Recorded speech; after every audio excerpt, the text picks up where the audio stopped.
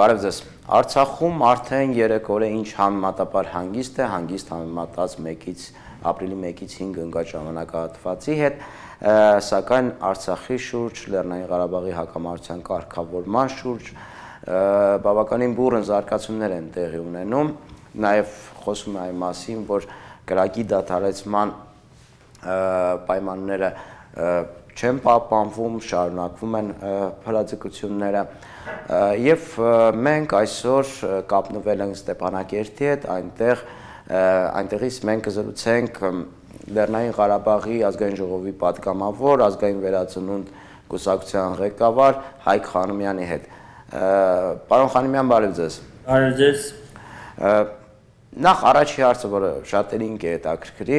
ինչ տրամադրություններ է Արցախում եւ ինչ ակնկալիքներ, ինչ սպասելիքներ ունեն առաջիկայում։ Գիտեք ինչ, առաջին օրը բավականին մեծ անհանգստություն կար, սակայն երբ Պաշտպանության բանակը հաջող գործողություններ իրականացրեց, վստահությունը վերականգնվեց եւ ամեն ինչ շարունակվում է այս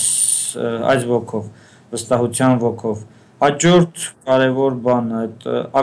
այն լայնածավալ գործողությունները եւ որ կային 4 օրերի ընթացքում հիմա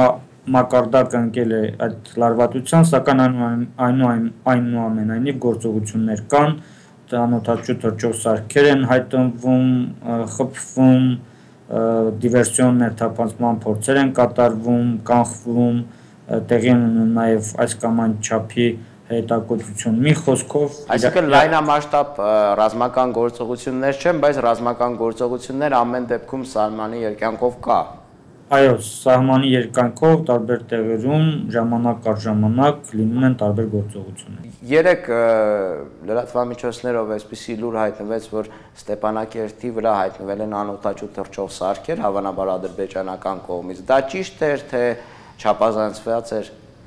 Ասեմ, Արցախի ամբողջ տարածքում հակաօդային պաշտպանության միջոցները աշխատում են եւ հետեւաբար հստակ չեն կարող ասել,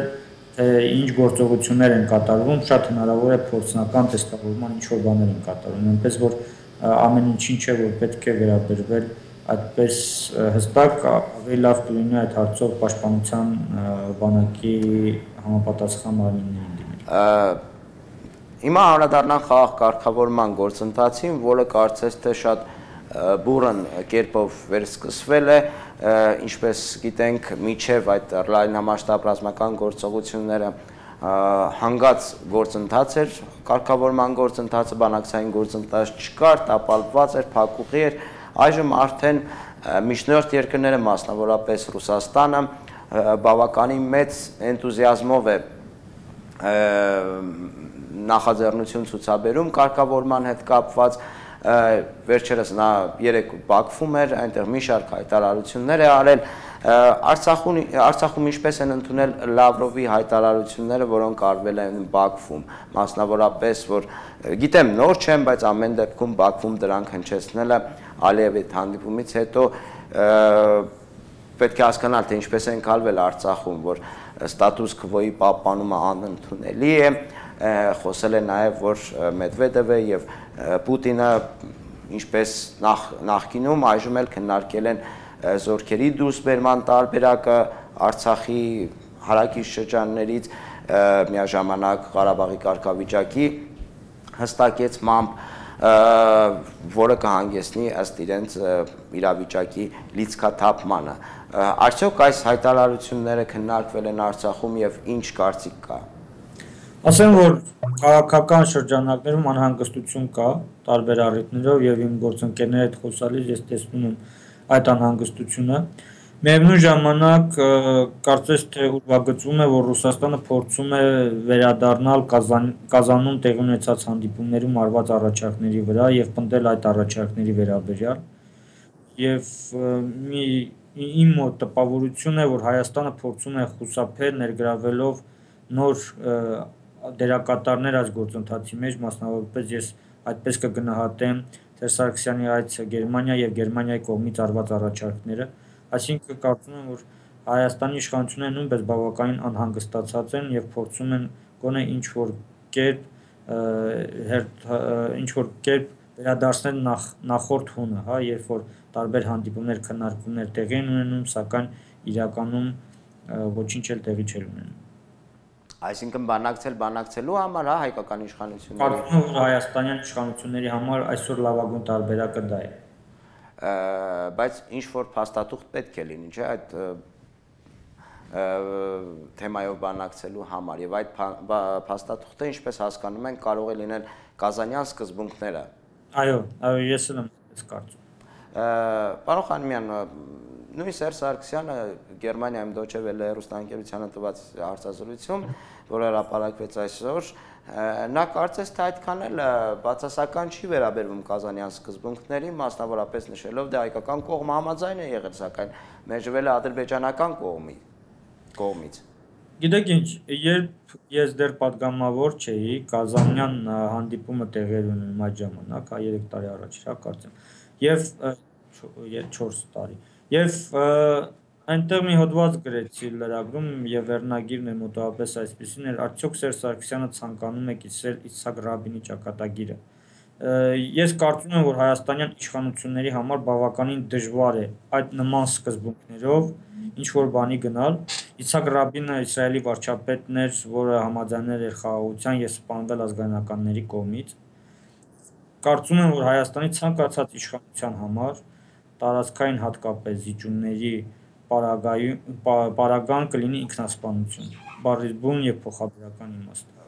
Իսկ ինչ կասեք խաղաղապահ զորքերի տեղակայման հավանականությանը, որի մասին կրկին Սերժ Սարգսյանը խոսում է այդ նույն հարցազրույցում Deutsche Welle-ին տված, որտեղ նա նշում է, որ հենց այդ Կազանյան սկզբունքների շրջանակներում, որ այո, մենք կողմ ենք համապարփակ խնդրի լուծմանը, որը նաև ենթադրում է խաղաղապահ զորքերի տեղակայում, նաև ռուսական։ Սա ընդունելի Արցախի հանրության քաղաքական շրջանակների իշխանությունների կողմից, որ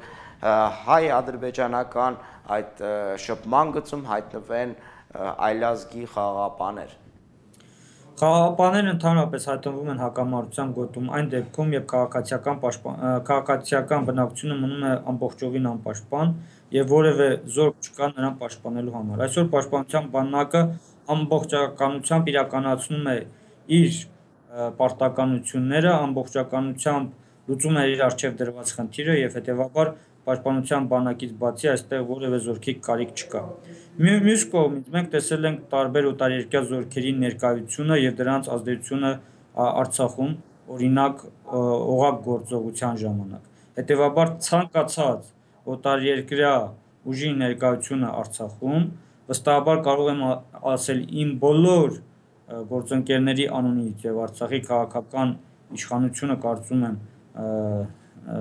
գործադիրը եւ նախագահական նույնպես կարծում եմ, որ այս կարծիքին են։ Այսինքն դուք միասնական տեսակետ եք ներկայացնում սրանով։ Ես դա ասում եմ միջանձնական շփումների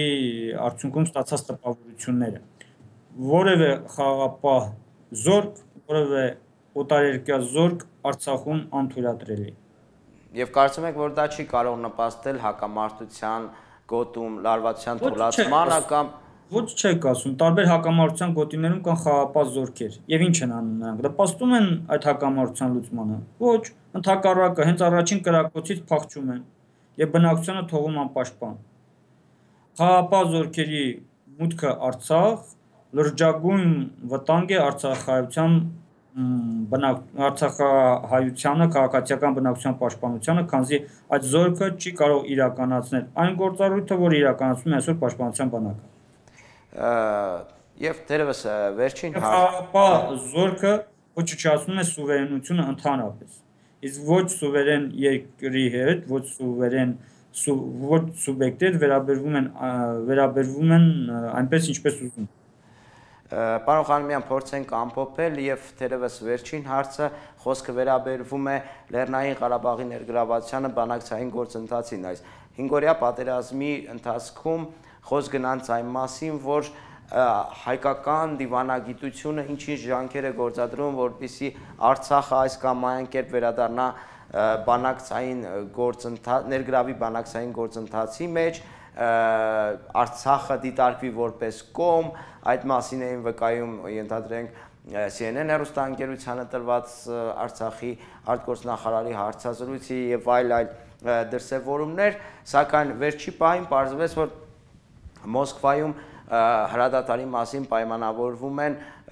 Հայաստանի եւ Ադրբեջանի իշխանությունները Մոսկվայի միջամտությամբ, Արցախը կրկին բացակայում է։ Այս թեման քննարկվում է Արցախում թե ոչ։ Հայաստանի եւ Ադրբեջանի գլխավոր շտաբերի համաձայնությունը, բանավոր համաձայնությունը եւ կարծում եմ Արցախի պաշտպանության բանակը պարտավոր չէ հետևել այդ համաձայնությանը։ Ինչ առավել եւս երբ այդ համաձայնությունը այսօր չի գործում, կրակի դադարեցում տեղի չի ունեցել, ընդհանրապես տեղի ունեցել լայնամասշտաբ գործողությունների դադարեցում։ Ինչ վերաբերվում է Արցախի բանակցային կողմ դառնալուն, ապա ես պատկերացնում եմ միայն մեկ ձևով։ Հայաստանը պետք է ճանաչի Արցախի հանրապետությունը, այդ ձևով Հայաստանը դուրս կմնա բանակցություններից, բանակցային process-ը զգալիորեն կտուժի, բայց որոշ ժամանակ անց արդեն պետք է գան եւ բանակցեն Արցախի հետ, եթե ցանկանում են խաղաղ կարգավորում։ Այլ տարբերակ չի կարող լինել։ Այսինքն ես գտնում եմ, որ հենց հիմա ժամանակն է, որ Հայաստանը ճանաչի Արցախի հանրապետությունը եւ զգալի դիվանագիտական աշխատանք տանի այլ երկրների կողմից Արցախի ճանաչման ուղղությամբ։ Այդ դեպքում Ադրբեջանը որոշ ժամանակ անց ստիպված կլինի բանակցել կոնկրետ Ստեփանակերտի հետ եւ մյուս դերակատարները, ովքեր ցանկանում են հակամարտության լուծում, նույնպես պարտավոր կլինեն գան Ստեփանակերտ, ոչ թե Երևան։ Շնորհակալություն, ես ձեզ խաղաղություն եմ մաղթում, մենք շարունակում ենք հետևել իրադարձություններին, հիշեցնեմ, որ այսօր ես զրուցում էի Լեռնային Ղարաբաղի ազգային ժողովի պատգամավոր, ազգային վերածնունդ կուսակցության նախագահ Հայկ Խանոմյանի հետ։ Այսքանը մնացեք Civilnet-ի հետ։